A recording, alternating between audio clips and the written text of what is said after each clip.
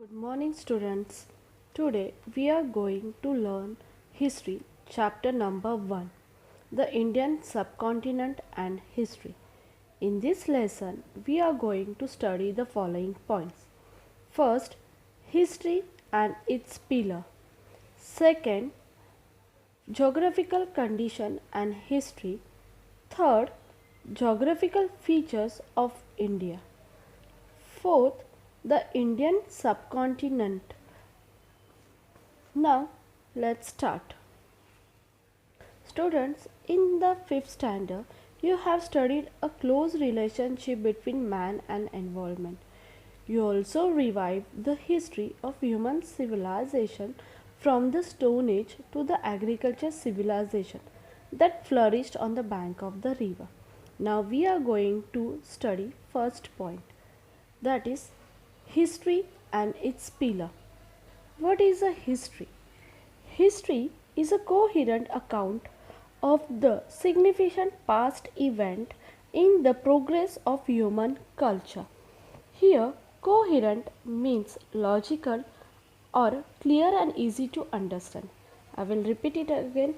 History is a coherent account of the significant past event in the progress of human culture. Students, if you want to write the history or you want to know about the past event, 4 points are very important. I am going to show you one picture. Place, time, individual and society are the 4 major pillars of a history. I will repeat it again. Place, time, individual and society are the 4 major pillars of a history. Now we are going to study the second point, that is geographical condition and history.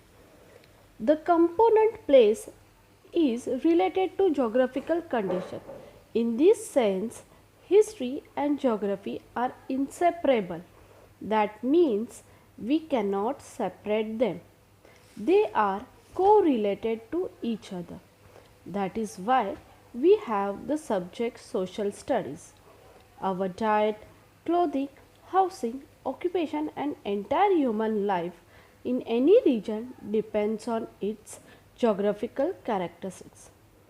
Therefore, we find the differences in the lifestyle of the people of the hilly region and those on the plains.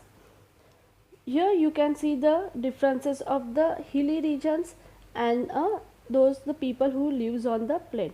Not much fertile land is available in the hilly region. That is why the grains and vegetables are less or scarce in the hilly areas. While in the plains, people get sufficient amount of the grains and vegetable.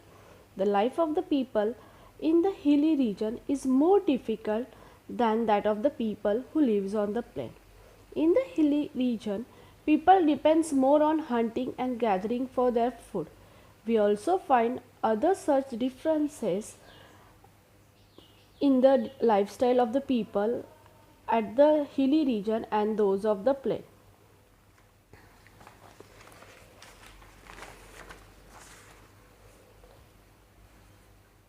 The climate, rainfall, agricultural produce, flora and fauna of the region where we live are the source of our livelihood.